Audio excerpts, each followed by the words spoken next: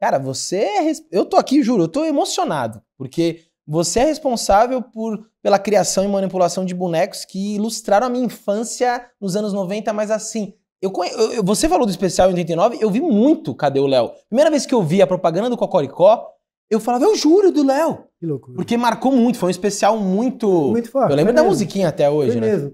Foi ele, não só porque ele foi um especial de Natal, mas porque ele também entrou depois, ele ficou tão bacana como especial de Natal que a TV Cultura falou, puxa, vai usar uma vez no Natal, numa reprise, acabou.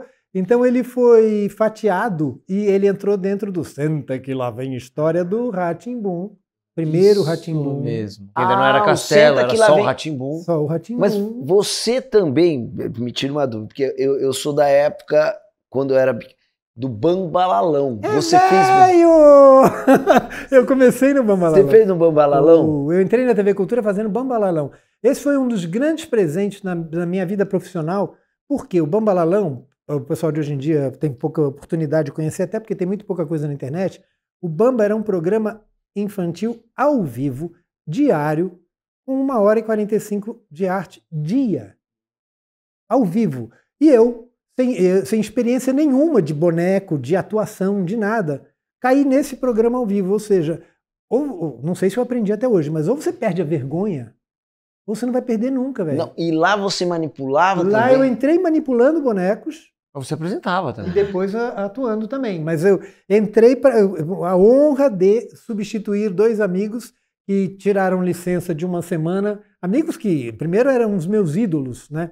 Eram os caras que faziam o programa Chiquinho Brandão, Ellen Helene, etc. Chiquinho Brandão? Chiquinho é meu mestre maior da vida. Se hoje eu estou aqui conversando com vocês é por admiração ao trabalho do Chiquinho Brandão. Senão eu não estava nem na profissão. Tá? E aí eu era fã do Chico, do trabalho dele. Era um cara que tinha um pouco de habilidade manual, então eu gostava tanto dele manipulando os bonecos no Bamba que eu falei, eu vou tentar fazer um boneco. Eu sequer pensava em dar vida ao boneco. Tá? Aí eu fui confeccionar o primeiro boneco, fiz, adorei, levei 4 meses, 3 meses para fazer. Fiz, adorei, mas ficou em casa. Não tinha nem aspiração de manipular boneco. Aí eu era muito fã do Bambalalão. Um dia eu estava no teatro, desde mais novo, não era criança não, já era adulto, mas desde mais novo sempre gostei de teatro sem nunca almejar trabalhar como ator ou teatro. Nunca. E eu fui assistir um espetáculo, estava sentado na plateia e estava ouvindo uma voz muito familiar atrás de mim e eu falava, olhava para trás, era uma senhora que eu nunca tinha visto. Mas a voz estava na minha cabeça, a voz estava na minha... Antes de começar o espetáculo, me caiu a ficha, os mais novos não vão entender essa expressão, mas caiu a ficha. Eu falei, Memélia de Carvalho? E ela falou, sim, Memélia de Carvalho era a manipuladora de bonecos principal do Bambalalão. Caraca, e ela ficou até feliz, assim, pô, um adulto, o cara gosta. E trocamos uma ideia rápida ali, o que você faz da vida, o que não faz? Eu falei, Memélia, eu fiz um boneco. Ela falou, eu quero ver. Claro, trocamos contato. Eu apresentei o meu boneco para ela, ela se apaixonou por ele e falou, deixa eu pôr no programa, deixa eu pôr no programa. Eu era fã do programa, eu queria eu quero meu boneco no programa. Emprestei para ela, no dia seguinte eu estava gravando o programa com o meu boneco, pela primeira vez, um boneco meu lá. O programa era ao vivo. Acabou o programa, meu telefone de casa, né, na época, tocando, eu atendo o Chiquinho Brandão, os meus ídolos. Caraca. Cara, Fernandinho, você faz boneco? Eu falei, não faço. Não. Claro que faz, fez para Memélia. Eu falei, não faço, quero um boneco. Cara, enfim, isso me aproximou da turma, eu fui convidado aí algumas vezes lá. Algumas vezes lá, começaram a falar de alguns projetos que a gente eventualmente podia fazer juntos, etc. Mas para mim, cara, eu estava no mundo do paraíso, assim, meus ídolos estão me chamando para brincar, cara. Aí um dia eu estava num trabalho que eu tinha de produção de show musical na época, e toca o telefone, a minha amiga que atendeu falou, Fernando, TV Cultura. Zita Bressani. Alô? Oi, Fernando, eu sou a Zita, diretora do Bambalalão. Eu falei, sei, claro, tudo bem, tudo. Então, eu queria te convidar para participar do Bambalalão semana que vem, por uma semana, porque o Chiquinho e a Ellen vão tirar uma semana de licença e citar o teu nome, indicar você. Cara, eu não tinha experiência nenhuma de nada. Minha experiência era com teatro na faculdade. Tá? O idiota fala, oba, eu vou. Cara, claro, claro. Cara, eu fui me divertir uma semana inteira, me diverti muito. Acho que fiz uma merda. Um horror, mas eu me diverti, fui muito bem recebido por todo mundo lá. Acabou a minha semana, me despedi de todo mundo, fui embora. Na semana seguinte, na segunda-feira, a Zita fala, cadê você? Que não voltou. Cara, eu passei a ir de participações, de convidado, aí entrei e fiquei... Caraca. E o Bambalalão é da nossa geração. Não, isso Cara, que eu falei Que pra pra ele. você é Então, o Cocoricó, e tinha pra que gente tá, é o mas E só tinha que a um outro questão é a ainda, seguinte. tinha um outro programa que chamava Curumim. Curumim é antes até. Curumim. Questão é assim, Curumim, revistinha. Bambalalão é de que ano mesmo? Bambalalão durou 11 anos no ar, ele estreou em 80 e acabou em 90. É, a nossa Então, geração. Só que a minha mãe, pedagoga, nasceu querendo ser mãe. Quando estreou o Bambalalão, ela já era professora. Ela falou, cara, isso é maravilhoso. Ela gravou todos os episódios do Bambalalão pensando nos filhos dela. Eu Olha nasci em isso. 86, minha irmã em 84. Então eu vi Bambalalão. Eu conheço o professor Paporopó, do Chiquinho Parapopó. Brandão, tudo. É, Professor, Parapopó. Parapopó, olá, amiguinho! Isso. Como é que- E minha Nossa, mãe imita fez o ele aniversário de 10 anos. Ela chamou a Gigi e o Palhaço Tic Tac, cara. Coitado! Por isso que ele ficou assim. É, exatamente. Que Então maravilha, tem que uma legal. ligação muito Que história especial. legal, gente. Porque minha mãe, ela incentivou muito isso lá Cara, na que gente. visão Cara, da sua mãe, agora- que legal. Agora, tinha um quadro, eu acho que era no Bambalalão também, porque vocês estão falando que era assim, entrou por uma porta, saiu pela outra. Quem O Bambalalão, puder que vou tentar fazer um conte resumo muito rápido, que vai ser muito difícil entenderem ou visualizar isso, porque hoje em dia é inimaginável um programa desse, e ele era muito inteligente, mas é quase impossível de fazer hoje em dia. Ele tinha um elenco fixo, nesse elenco tinham atores e apresentadores, tá? Atores músicos, né? O que acontece? Alguns com personagem, outros como a própria pessoa, tá? Ele era dividido em 4 blocos. Ele tinha 1h30. Ele era dividido em 4 blocos. O primeiro bloco era uma abertura, onde o nosso elenco se apresentava, tá? Entrava, se apresentava, batia um papo rápido, dizendo o que vai ter no programa hoje, vai ter isso, vai ter teatro de bonecos, vai ter artes, tudo isso era diário. Vai ter música e vai ter jogos, porque tinham jogos com as crianças no palco, tá? Aí eles falavam isso, agora vai pro teatro de bonecos. Virava uma câmera para um teatro de bonecos, abria uma cortininha e, cara, você tinha 4 minutos de improviso, sem roteiro. Tá? Cara, saía desse teatro de bonecos, ia para o professor de artes, que era o professor Parapopó. Ele dava a introdução de alguma coisa que ele ia ensinar as crianças a fazer de arte, dava a introdução e mostrava o material. Eles começavam a trabalhar, cortava para música, um outro cara cantando uma música com as crianças. Acabava a música e ia para um jogo com as crianças que estavam na plateia, acabou o primeiro bloco. Segundo bloco, eram 3 blocos. O segundo bloco inteiro era uma historinha, entrou por uma porta, saiu pela outra. Sim. Uma história por dia, diferente, interpretada pelo elenco. Caramba! Isso era mágico para mim, que estava começando em televisão, porque você chegava na TV Cultura para gravar, tinha uma história do dia que na maioria das vezes você não sabia se estava escalado. Então você chegava de manhã, te dava um roteiro e falava, hoje você é o príncipe, hoje você é a madrasta. Tinha isso. Mas vocês tinham que decorar o A gente texto, decorava na coxinha ali correndo pra Caramba, entrar e fazer ao vivo, que velho. exercício legal, né? Puta, que presente pra mim. Que presente. E aí, esse bloco inteiro era uma historinha, ao vivo, cada dia diferente, figurinos diferentes, personagens diferentes, cada dia uma coisa.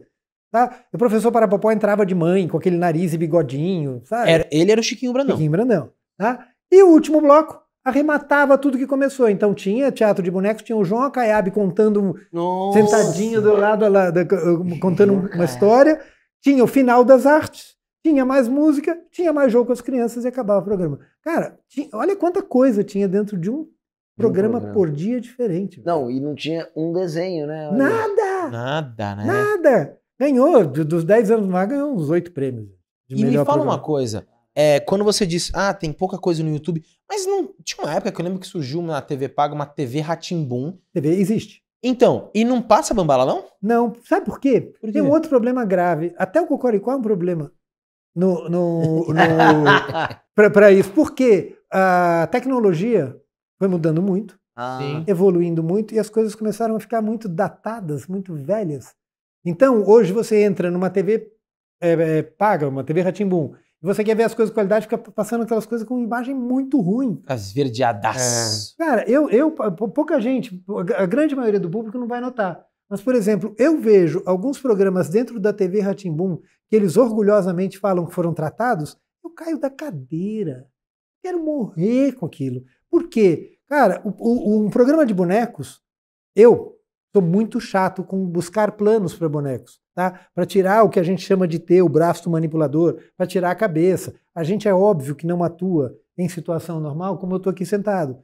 Para a gente ter o melhor recurso de boneco, a gente atua em pé. O cenário é suspenso e a câmera é super alta. Para que a gente ande, tá? O boneco se desloque, ande e tal, não sei o quê.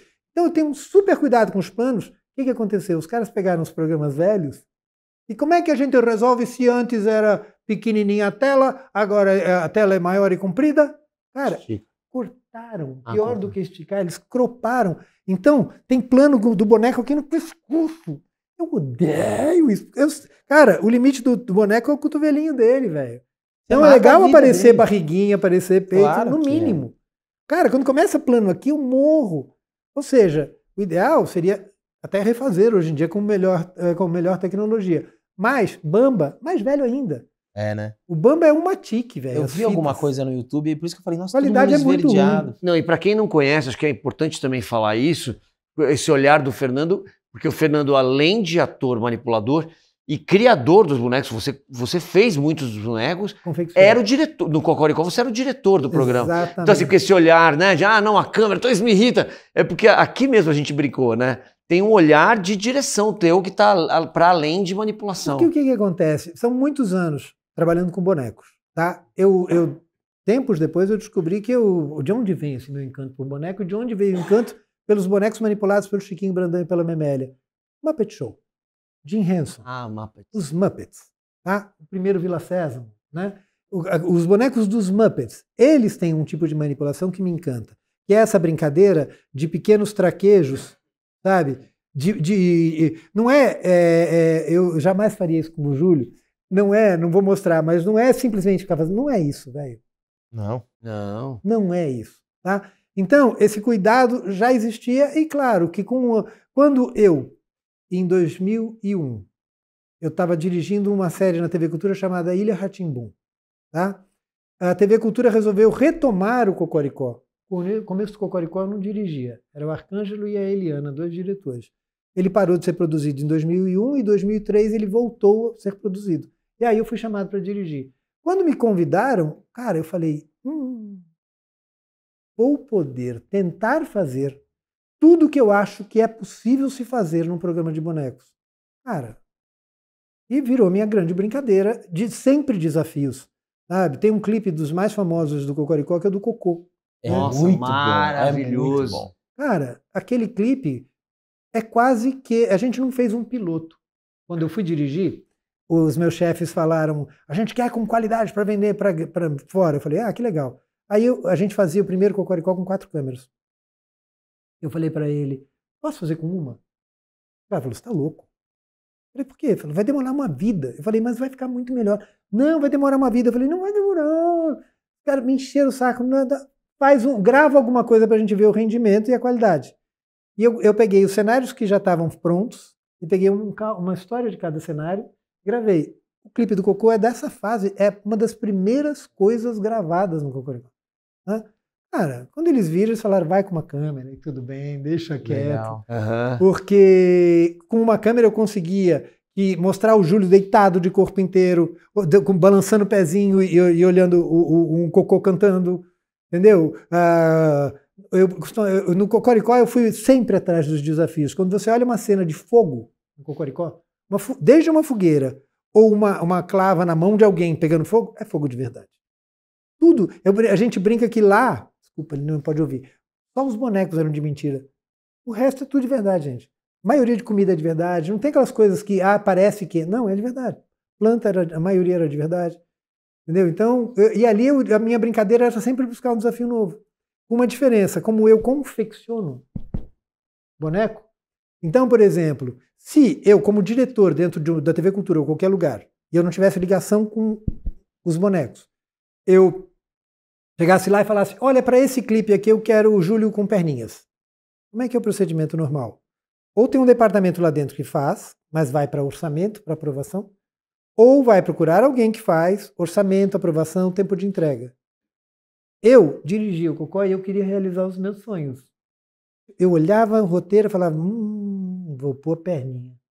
Ia para minha casa fazer a perninha e estava lá com a perninha. Entendi.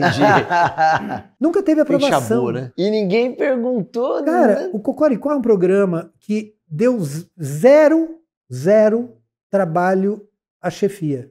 Nunca teve uma reclamação de que não cumprimos gravação, que atrasamos gravação, que estouramos orçamento, nada. Nunca cancelamos uma gravação porque um boneco danificou. Nunca. Tá? Por quê? Eu tô lá fazendo uma gravação e, puta, rasgou a lilica. Puta, rasgou a lilica. Eu sei o que eu vou gravar, eu falo, bom, eu consigo fazer tal plano sem mostrar o rasgo. Acabou a gravação, eu levo, arrumo hoje, amanhã tá aqui. Cara, não, as galinhas colocavam ovo, tinham pezinho que andava, tinham mãozinha que pegava. Isso não custou nada para a TV Cultura, nunca. Então, alguns recursos que tinham no Cocoricó eram para realização de um sonho meu, de falar, cara, é possível fazer com boneco. Tem um clipe da galinha Zazá, vivendo uma iara, sereia, nos rios, gravado submerso. O cinegrafista, o manipulador de bonecos, o boneco, todo mundo dentro d'água. Então levaram o Júlio pro mar nesse dia? O Júlio não, porque eu era no Rio. lá em Cocoricolândia tem o Rio Cocoricolândia. Rio eu conheço. Conheço quase, muito. Hein, Júlio? Mas mar não. Mas o cara não sabe nada. Iara é do Rio. É verdade. E Iemanjá que é do mar. Iemanjá não falou comigo ainda não. Entendi.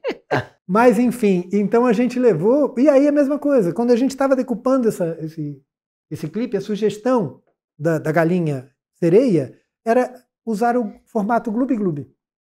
Qual era o formato Gloob Gloob? Croma. Um aquário em primeiro plano soltando bolinhas e tá dentro d'água. E eu falei, vamos levar para dentro d'água mesmo? Aí a produção falou, não vai estragar o boneco? Eu falei, vai. Falaram, então não dá. Eu falei, faço outro. Fiz outro, dei um novo para a TV Cultura e a galinha velha foi para dentro d'água. Cara, que engraçado. Realmente, em primeiro plano estava o seu amor pelo projeto. E pelo desafio de vamos fazer mais.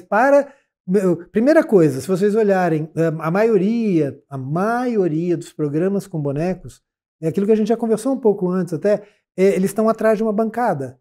Cara, eu fujo disso. Então, quando eu pego um projeto novo de boneco e a gente começa a discutir cenário, eu começo a tirar tudo que é bancada.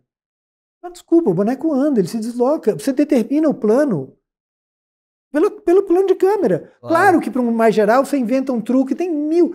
Cara, são muitos trabalhos com bonecos, tá? Mas eu vou dar uma adiantada. Vem aí, na NIC, daqui a pouco, um projeto de bonecos incrível, feito em Minas Gerais, com uma banda muito famosa e com um grupo de teatro de bonecos muito importante, e o trabalho é incrível. Aonde? Na Nickelodeon? Na Nickelodeon. Mas você está envolvido. Eu sou o diretor. Garoto. E o Júlio tá nessa, Júlio? Não. Mas não fica... Porque eles foram gravar no mar, deve ser. Não, era em Belo Horizonte, lá não tem mar, não. É verdade, eu nunca sei onde tá o mar, Júlio. Acho que eu nunca fui também. A gente pode ir junto. Vamos combinar, então. Bora. Mas eu não tô lá, não. Mas ele falou que é legal. Deve É ser. legal. Ou seja, minha brincadeira vamos fazer coisa de boneco? Vamos. Cara, é horrível ficar falando do eu, mas é que eu sou rodado pra caramba. Gente, eu tenho uma série chamada O Laboratório do Professor Policarpo. Com este boneco, o Professor Policarpo, eu voei de asa delta manipulando boneco. Caramba. Caraca, moleque. Eu desci rapel 120 metros manipulando boneco. Tudo é possível, gente. Só querer fazer.